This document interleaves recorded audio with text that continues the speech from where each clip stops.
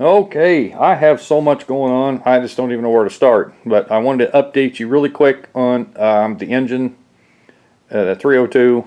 Right now I just have so much stuff going. These are actually exhaust manifold gaskets for the BMW. I'm working on it as well.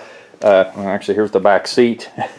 Here's part of the exhaust system, cats, where the header comes down and hooks to there into the cat. This is the driver's side. The passenger side is all messed up. I'm working on it.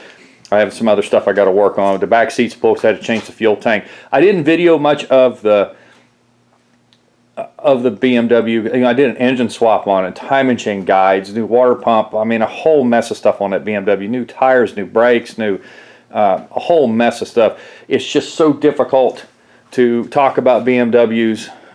In general, nothing is like working on an American car. I mean, the basics are the same. Yes, they have bolts. Yes, they have pistons. They have, you know, the normal stuff. But it's just so different working on them than it is an LS or an old Mustang or whatever, an old Chevy. You know, they're just so different. And I was running into so many problems fighting that car. I just decided not. Although I do have videos on a lot of it, I just didn't put anything out. So we probably won't. But where I am going with this is the machine work is done. The block is back. Yes, I sprayed some stuff on it because I knew it was going to be sitting for a few days. So it's actually got, I sprayed that gel stuff in there because it was actually already starting to flash rust a little bit in the cylinders. I didn't want that to happen. So I sprayed all the lifter bores, all the cylinders down probably last week when I actually got it back in pieces because, like I said, the machine shop didn't want to order parts anymore. He's having trouble and it's slowing everything down and he's getting backed up. So he fit me in. With the understanding that I was going to order all the parts. So the reason we got it kind of all messed up, as soon as he got it bored, found out what it was going to be, cleaned up at, and the crank, then he texted me, and I ordered the rods and main bearings along with an oil pump that I hadn't done yet, and a one-piece valve cover gasket. I have a full gasket, but I bought that. Still using the Mall or Cleveite, same company kind of. These are the main bearings. This is the rods in here. I'm not going to open them up, but they're all the tri-metal 10 under, both of them. And that it was bored 30. So I got new pistons. Had to order them through Rock Auto as well. These are considered a flat top, even though obviously they got the reliefs in them where the factory pistons did not, but they are 30 over. You know it's crooked. I guess I'll straighten it up for you so you can see it. It means 30 over at .030. But he got all the rods on the pistons and everything. And then this is what he charged. To me, it was kind of high, considering he had to order no parts, because I took him the main bearings, the cam bearings and new springs and new keepers for the head or for the valves, you know, stuff like that. But he didn't have to do any. He didn't have to replace any guides. But of course, he did surface the head. Completely did a valve job on it, and it looked great. So this is basically what it costs. This is just to give you an idea. All machine shops are different, and buddy, not buddy, you know, may make a difference. But to clean the block was 60 bucks. To bore it 30 over was 250. To grind the valves, do everything for the heads was 260. Turn the crank 1010 was 175. Install the cam bearings was 40, because of course you got to take the old ones out too. And he also did the soft plugs, which he didn't put in, no big deal. And then changing the pistons on the rods was 80.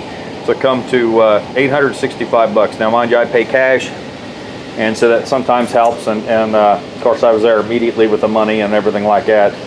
I talked to a couple of guys. They thought that was pretty cheap.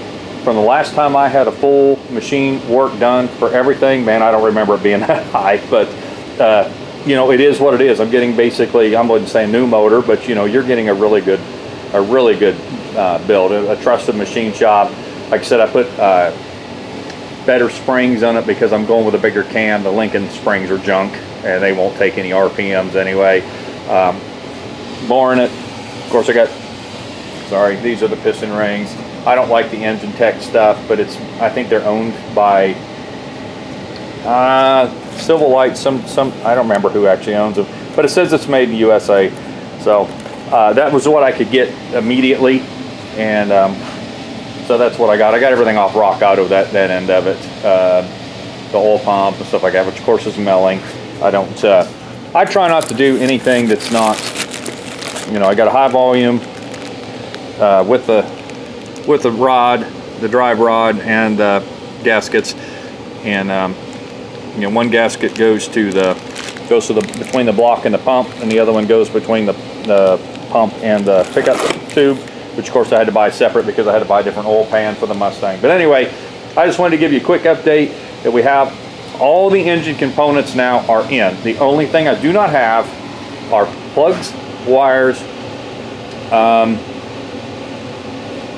fuel system obviously, and headers. Those are the things I do not possess. I've got a flywheel, I do not have a clutch or transmission yet, I do have a bell housing. So we are actually to the point now where we can start putting this together, and so I just wanted to kind of give you an update on that. I just have so many things going that it's just, I am so falling behind. I've got like 4 or 5 projects going right now and working on trying to get another one. So that's just how it works. But anyway, we're ready to start assembling an engine.